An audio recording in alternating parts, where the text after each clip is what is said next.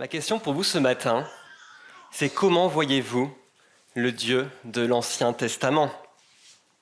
Vous faites peut-être partie de ces personnes qui disent « Moi je suis chrétien, je suis attaché à Jésus, mais le Dieu de l'Ancien Testament, franchement bof, il ne me plaît pas trop, j'arrive pas trop à voir le lien entre les deux. » C'est quelque chose qu'on entend souvent de nos jours. Des personnes qui affirment adhérer au Dieu de l'Ancien Testament, à Jésus, mais pas à celui de l'Ancien Testament. Comme s'il y avait une discontinuité radicale entre les deux, une différence radicale entre la spiritualité de Jésus d'un côté et celle de Dieu le Père dans l'Ancien Testament. Et peut-être qu'en arrivant ici ce matin, vous n'êtes pas très fan de ce Dieu de l'Ancien Testament et vous ne voyez pas quel est le lien, quel rapport entre les deux. Mais vous savez quoi ? Les Juifs au 1er siècle avaient le problème inverse. Ils disaient aimer le Dieu de l'Ancien Testament sans aimer Jésus. Comment faire pour concilier tout ça ? Est-ce qu'on doit faire un choix entre les deux ? Est-ce que Jésus amène vraiment quelque chose de novateur, de nouveau, qui vient en opposition à ce qui a été révélé précédemment ? Si c'est des questions que vous vous posez, on va essayer d'y répondre ce matin avec le texte du jour.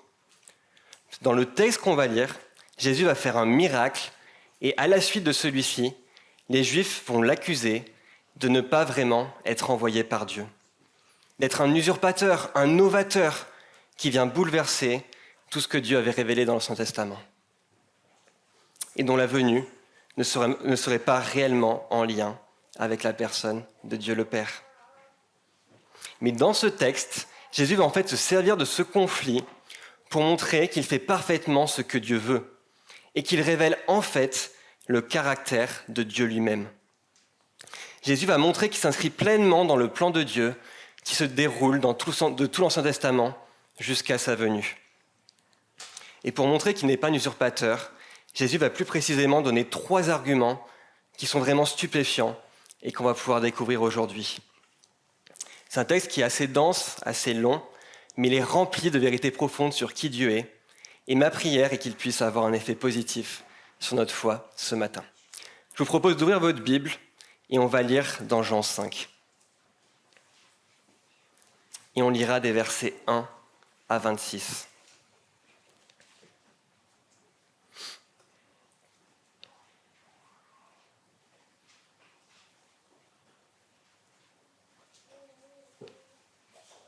Jean 5, versets 1 à 26.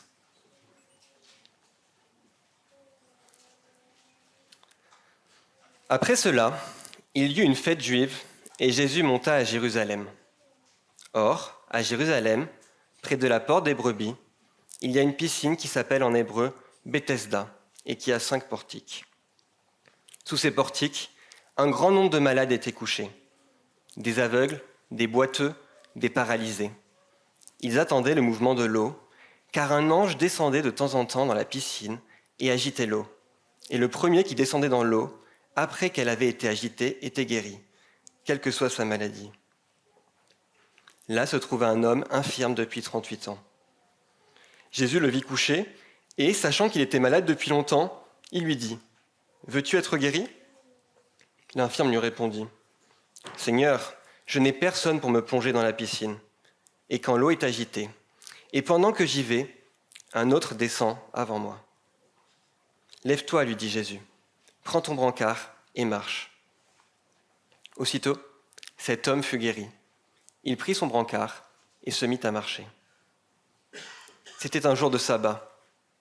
Les Juifs dirent donc à celui qui avait été guéri, « C'est le sabbat, il ne t'est pas permis de porter ton brancard. » Il leur répondit, « Celui qui m'a guéri m'a dit, prends ton brancard et marche. » Ils lui demandèrent, « Qui est l'homme qui t'a dit, prends ton brancard et marche ?» Mais celui qui avait été guéri ne savait pas qui c'était, car Jésus avait disparu dans la foule qui était à cet endroit. Quelque temps plus tard, Jésus le retrouva dans le temple et lui dit, « Te voilà guéri, ne pêche plus, de peur qu'il ne t'arrive quelque chose de pire. » Cet homme s'en alla annoncer aux Juifs que c'était Jésus qui l'avait guéri. C'est pourquoi les Juifs poursuivaient Jésus et cherchaient à le faire mourir, parce qu'il avait fait cela le jour du sabbat. Cependant, Jésus leur répondit, « Mon Père est à l'œuvre jusqu'à présent. Moi aussi, je suis à l'œuvre. » Voilà pourquoi les Juifs cherchaient encore plus à le faire mourir. Parce que non seulement il violait le sabbat, mais il appelait aussi Dieu son propre Père, se faisant lui-même égal à Dieu.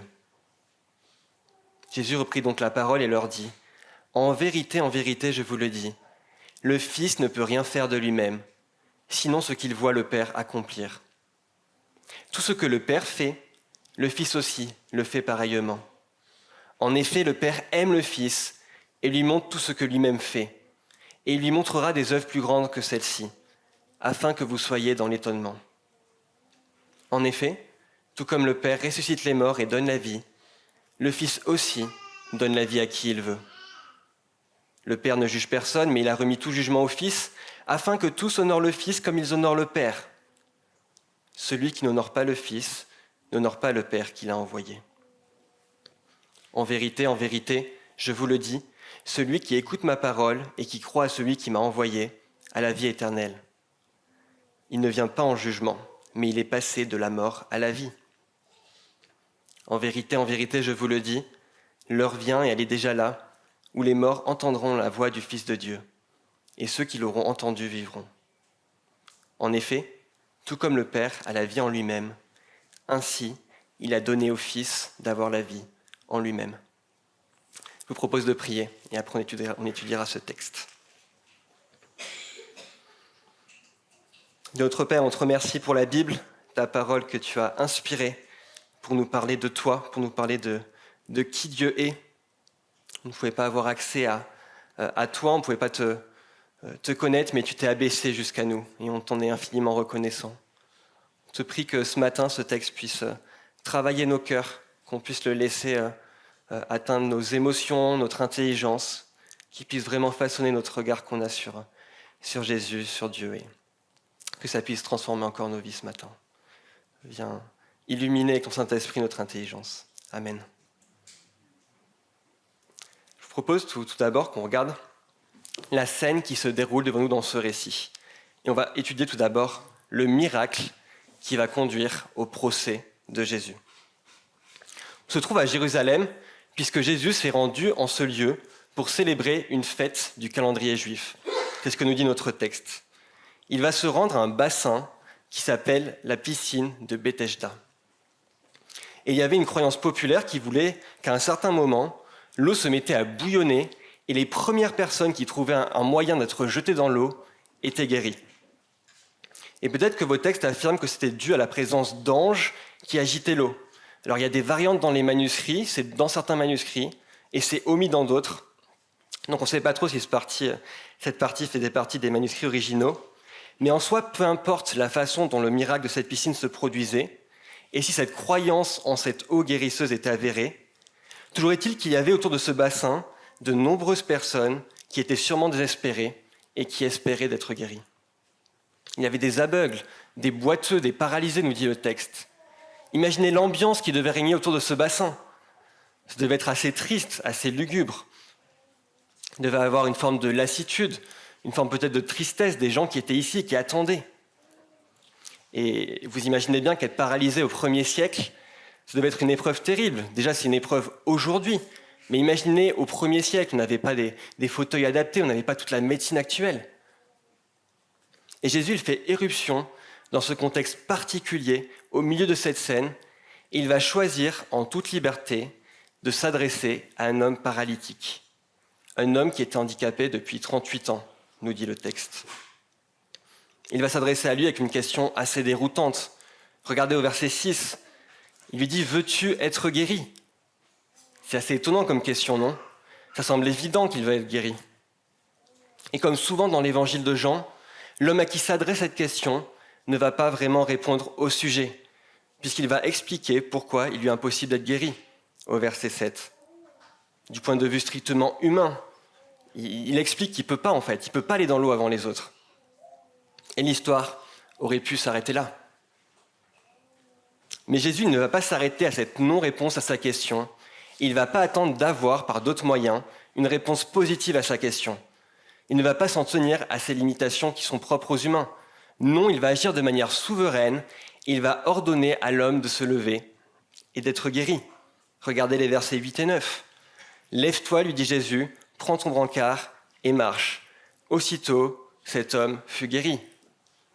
Il intervient de façon souveraine, il décrète et la chose s'accomplit. Il va agir par la seule puissance de sa parole.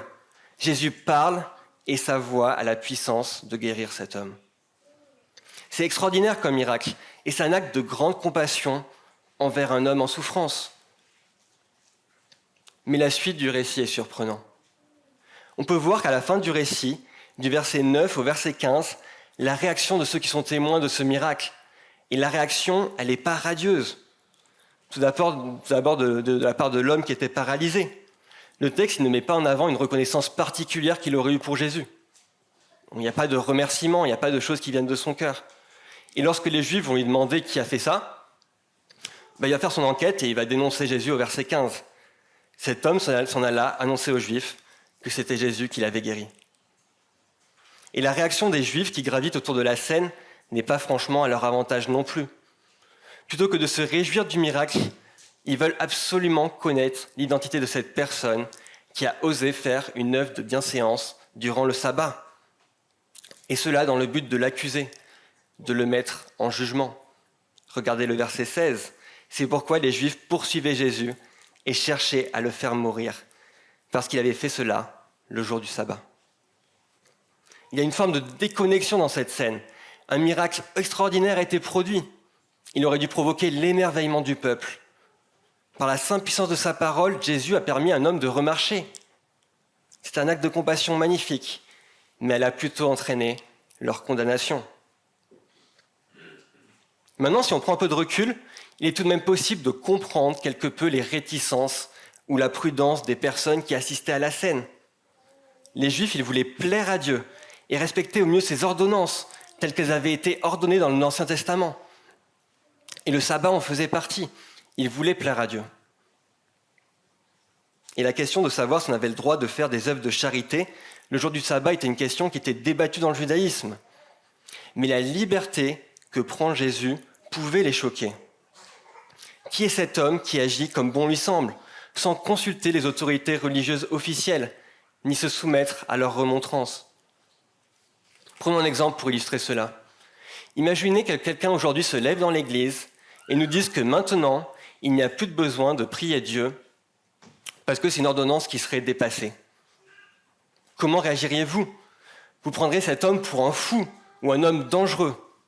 Et si vous aurez besoin, tout simplement que cet homme prouve pourquoi il vous dit ça. Et petit aparté, vous aurez raison de réagir ainsi, puisque cet homme, il prêche des choses qui sont complètement contraires aux Écritures.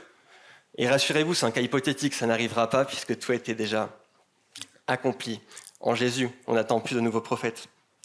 Mais vous comprenez que si un homme se présentait en prenant de telles libertés par rapport à ce que Dieu nous a révélé dans sa parole, dans sa loi, alors il devrait être mis à l'épreuve, car il serait soit un fou, soit un menteur et un homme dangereux, ou soit celui qui dé, c'est-à-dire un envoyé de Dieu.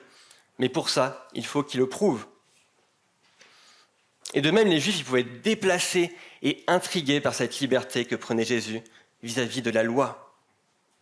Mais en fait, cette liberté que prenait Jésus était un signe qui pointait vers le caractère spécial et exceptionnel de sa personne, du fait qu'il n'était pas comme les autres. Le ministère de Jésus, il avait été annoncé dans l'Ancien Testament. Et c'est ça la différence avec notre exemple fictif. Dans notre exemple fictif, l'homme, il sort de nulle part.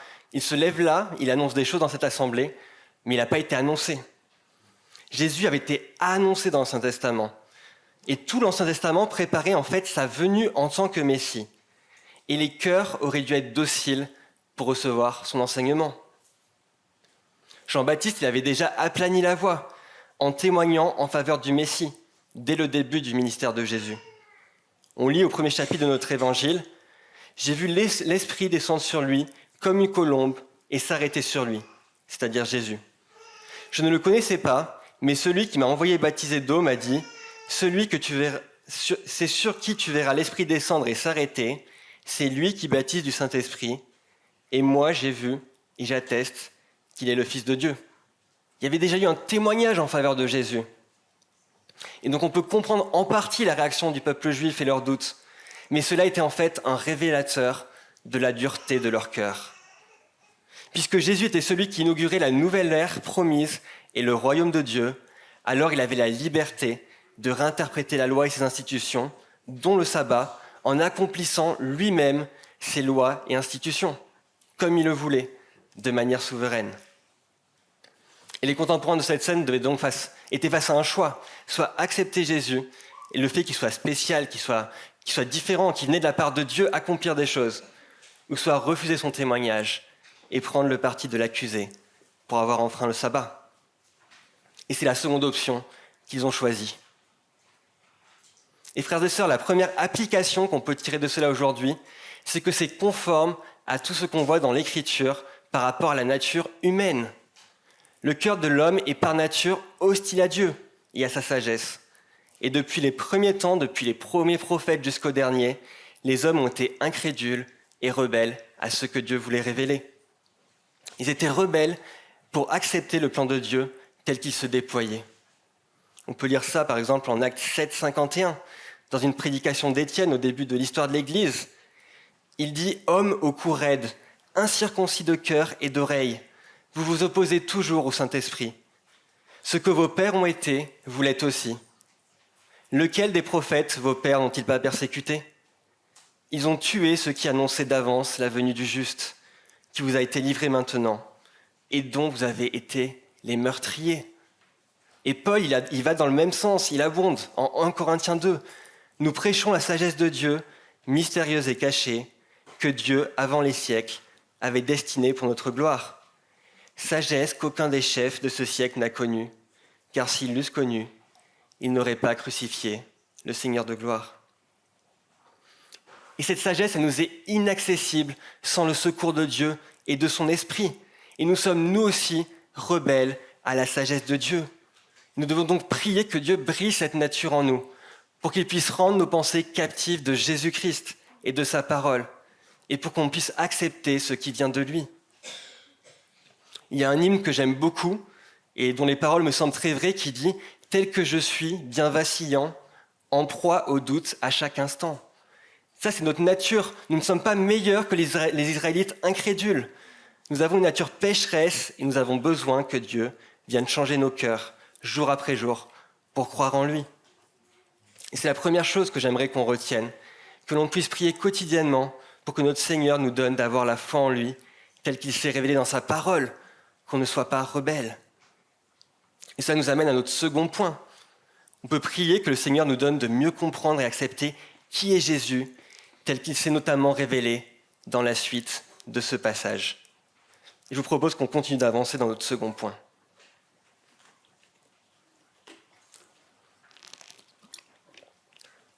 Dans le second point, Jésus va se défendre des accusations qui sont portées contre lui en montrant clairement qui il est. Il va montrer que dans ce qu'il fait, il agit comme le Père veut, en obéissance à sa volonté, et que par là, il révèle le Père. Je vous propose de regarder avec moi au verset 17. Le débat il va se durcir autour d'une affirmation véritablement choquante de la part de Jésus. Regardez le verset 17. Jésus leur répondit « Mon Père est à l'œuvre jusqu'à présent, moi aussi, je suis à l'œuvre. » En fait, ça ne paraît pas forcément évident au premier abord pour nous, mais cette affirmation de Jésus est directement liée à la question du sabbat qui occupe tout notre passage. Dans les premiers siècles, il y avait une discussion parmi les rabbins pour savoir si Dieu était contraint de respecter le sabbat. C'était un débat qui agitait la communauté, est-ce que Dieu devait respecter le sabbat ? Et la plupart des rabbins en avaient conclu que non, Dieu étant Dieu, il n'était pas soumis à cette obligation. Et c'est de cette idée que Jésus va se servir pour expliquer son action. Tout comme le Père agit continuellement, sans s'arrêter, même le jour du sabbat, de même le Fils agit tout le temps, et même le jour du sabbat. Et en disant cela, c'est absolument une provocation énorme. Il vient légitimer son pouvoir d'agir en se plaçant dans une forme de vis-à-vis avec Dieu le Père. Et regardez comment les Juifs interprètent cette affirmation au verset 18. Voilà pourquoi les Juifs cherchaient encore plus à le faire mourir, parce que non seulement il violait le sabbat, mais il appelait aussi Dieu son propre Père, se faisant lui-même égal à Dieu. Jésus va placer son action en parallèle de celle de Dieu. Et les Juifs ne s'y trompent pas. En faisant cela, il se fait l'égal de Dieu. Et pour eux, c'est un blasphème intolérable. Mais Jésus ne va pas s'arrêter là. Il va continuer de développer son idée en allant encore plus loin, au verset 19 et au verset 20. Il continue en disant « en vérité, je vous le dis, le Fils ne peut rien faire de lui-même, sinon ce qu'il voit le Père accomplir. Tout ce que le Père fait, le Fils aussi le fait pareillement. En effet, le Père aime le Fils et lui montre tout ce que lui-même fait. » Comprenez bien le mouvement qui unit le Père et le Fils dans ce passage. On a tout d'abord le Père qui montre au Fils ce qu'il fait. Deuxièmement, on a ensuite le Fils qui obéit parfaitement au Père en faisant tout ce que le Père fait. Et la conclusion de cela est que par obéissance, le Fils agit de telle sorte qu'il révèle le Père, qu'il le raconte à nous. Donc le Père montre le Fils, c'est la première chose. Le Fils qui reproduit ce que fait le Père, et nous, en regardant le Fils, on peut donc connaître le Père. Vous comprenez la relation ? Et c'est pour ça que Jésus peut dire plus tard dans cet évangile que celui qui m'a vu a vu le Père. Jésus est en fait en train de nous montrer que si nous voulons connaître Dieu, il nous faut regarder à Jésus lui-même, puisqu'il est le reflet de la gloire de Dieu et le rayonnement de son être. Le Dieu qui agit dans toutes les pages de la Bible, depuis la Genèse, se révèle en fait de la manière la plus claire qui soit, par le Fils, par Jésus. Puisque Jésus est de toute éternité au sein même de la personne divine, alors il est le mieux placé pour nous parler de Dieu. En fait, une analogie qu'on pourrait faire est celle d'un enfant. Un père, lorsqu'il aime son enfant, va lui enseigner tout ce qu'il doit savoir. Il va lui transmettre de son caractère, il va lui montrer comment il agit. Et le fils, il est vraiment admiratif de son père.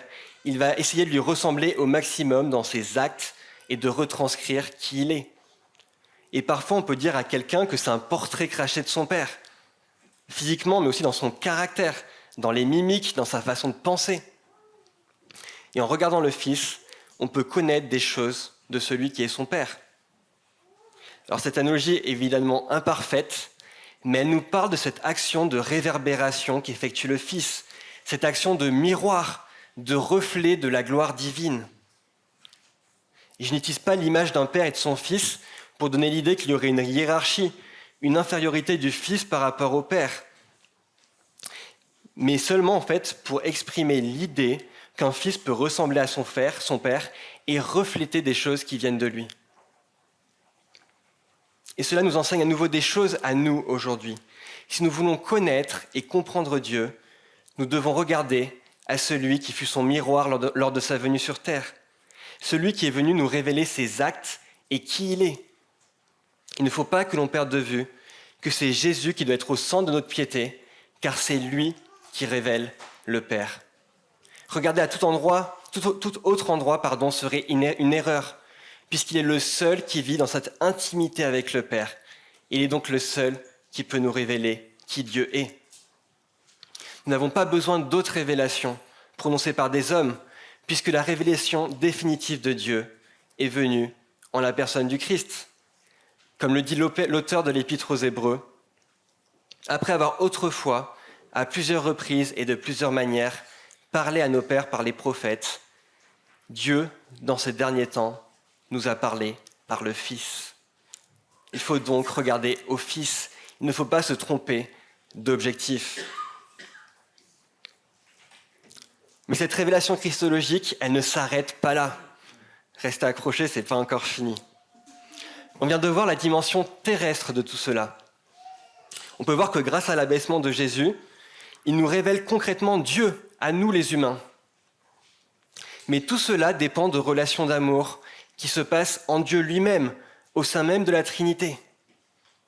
Dans son évangile, Jean nous montre que si cette révélation du Père par le Fils est possible, c'est parce que le Père aime le Fils et lui montre tout ce qu'il fait. C'est ce qu'on voit au verset 20 dans le texte. Et c'est un nouvel argument que donne Jésus pour plaider en faveur de son authenticité. Il y a une relation de réciprocité dans l'intimité qui lie le Père et le Fils. Et tout ce qu'on vient de dire avant est lié à cette relation d'amour unissant les différentes personnes de la Trinité. Le Père, il aime le Fils. Et il opère donc un dévoilement continu de son action auprès du Fils. C'est le Père qui a l'initiative, qui commande, qui mandate, qui accorde ces choses à son Fils. Et le Fils, il aime le Père et il obéit parfaitement à sa volonté, ce qui aboutira d'ailleurs à sa mise en croix. Et ce passage, il nous apprend en fait que si nous pouvons connaître quelque chose de Dieu, c'est parce qu'en premier lieu, le Père aime le Fils. Et du fait de cet amour, il montre au Fils tout ce qu'il fait. Et le Fils, en retour, nous montre Dieu. Et c'est un peu compliqué parce qu'on rentre ici dans les merveilles des interactions qui se passent au sein de la Trinité, de cette proximité entre les différentes personnes de la Trinité, le Père, le Fils, le Saint-Esprit. Et je ne vais pas m'hasarder à tenter de vous expliquer la Trinité avec des exemples, des illustrations, parce que c'est souvent bancal, mais je vais plutôt vous rappeler ce qu'on confesse en tant que chrétien. Le symbole d'Athanas, c'était une des premières confessions de foi chrétienne, et elle dit que nous vénérons un Dieu dans la Trinité et la Trinité dans l'unité, sans confondre les personnes ni diviser la substance. Autre est en effet la personne du Père, autre celle du Fils, autre celle du Saint-Esprit, mais une est la divinité du Père, du Fils et du Saint-Esprit. Égale la gloire, coéternelle la majesté. Et concrètement, contrairement à ce que pouvaient croire les Juifs, adorer Jésus ne vole pas sa gloire au Père, puisque Jésus vit dans une communion parfaite avec le Père dans toute éternité.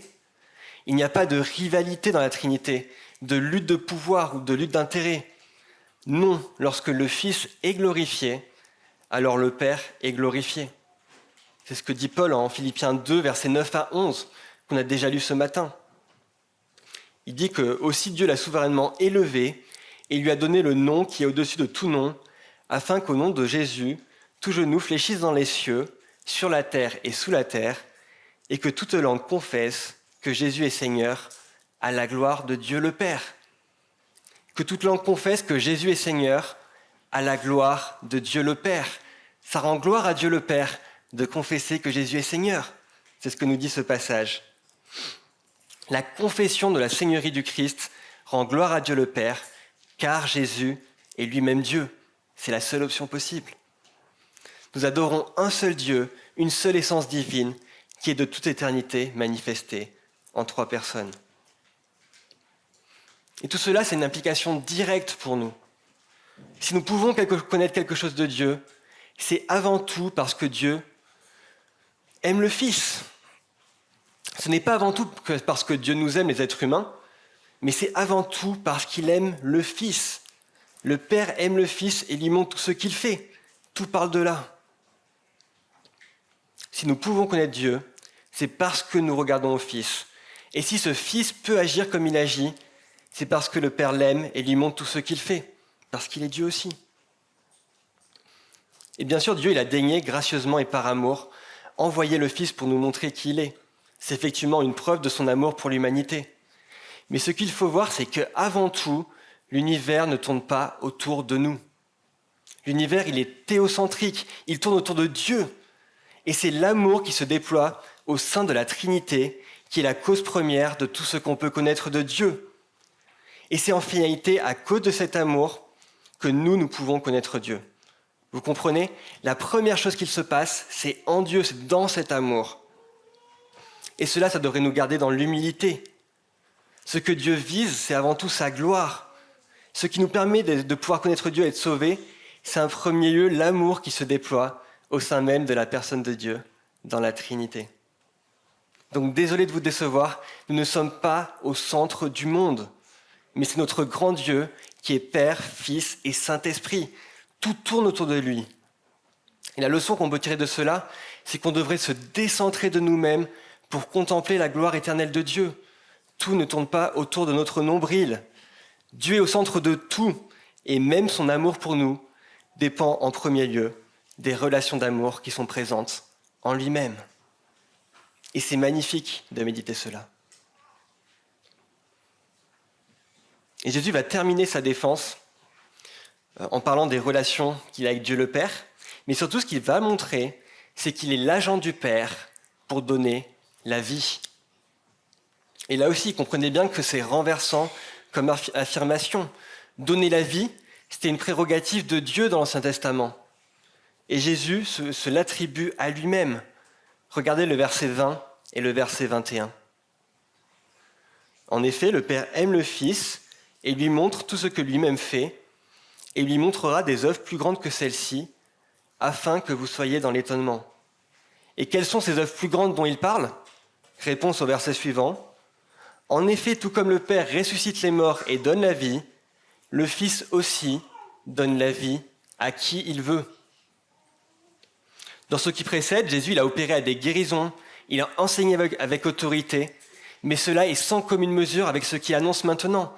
Il peut même donner la vie. La résurrection, c'était une prérogative qui était exclusivement divine dans l'Ancien Testament. Il y a bien l'exemple d'Élie qui a opéré une résurrection, mais c'était strictement limité à un exemple particulier, à un cas bien déterminé. Mais Jésus affirme ici qu'il peut donner la vie à qui il veut, sans aucune limite, de manière souveraine. Dans notre passage, Christ il a souverainement choisi de guérir un malade à Bethsaïda. Et il affirme maintenant qu'il peut souverainement donner la vie à qui il veut. Jésus est souverain du début à la fin de ce passage. Et si Jésus peut faire cela, c'est parce qu'il a la vie en lui-même, nous dit le verset 27. En lui était la vie, nous disait aussi le prologue de cet évangile. C'est-à-dire le Fils qui était dès le commencement auprès du Père, a cette vie éternellement en lui-même. Vous savez, si vous avez une lampe de poche qui marche avec des piles, cette lampe, elle fonctionne pas juste parce qu'il y a des piles. Mais si on enlève les piles, la lumière, elle s'éteint. Votre lampe, elle ne fonctionne plus. Mais Jésus, c'est une lampe de poche avec une batterie infinie. Une batterie tellement puissante qu'elle a le pouvoir de recharger n'importe quelle lampe en un seul coup et pour l'éternité. Jésus a choisi de transmettre sa vie éternelle par sa parole. Jésus est lui-même la parole de Dieu qui révèle Dieu dans ce qu'il dit et ce qu'il fait. Et Jésus, il se raconte lui-même dans la Bible. Et donc nous, si on veut être rechargés pour l'éternité par la lumière de Dieu, si on veut avoir la vie, il nous faut croire aux paroles de Jésus telles qu'elles sont consignées dans la Bible. Regardez le verset 24. En vérité, je vous le dis, celui qui écoute ma parole et qui croit en celui qui m'a envoyé a la vie éternelle. Il ne vient pas en jugement, mais il est passé de la mort à la vie. Nous avons ici un appel clair à croire aux paroles de Jésus, à croire à ce message qui nous annonce que nous sommes pécheurs, séparés de Dieu par nature, mais que le don de la vie de Christ lui-même, que par ce don, nous pouvons obtenir le pardon et la réconciliation avec Dieu. C'est ça la bonne nouvelle de l'Évangile. C'est le message de Dieu pour les hommes, que les Juifs ont rejeté, mais qui est aujourd'hui un message de salut qu'on peut saisir par la foi. Nous qui sommes morts spirituellement, si nous entendons la voix du Fils de Dieu, et si nous y croyons, alors nous vivrons éternellement avec lui. Et c'est une communion de vie qui commence dès maintenant. C'est une vie qu'on peut saisir dès aujourd'hui. Alors est-ce qu'on va rester insensible à ce message, comme les Juifs qui ont assisté à cette scène, qui ont voulu mettre Jésus à mort et qui ont fini par mettre Jésus à mort? Ou est-ce qu'on va plier le genou devant Jésus, qui est le Dieu de l'univers qui nous parle dès aujourd'hui? Alors concluons brièvement.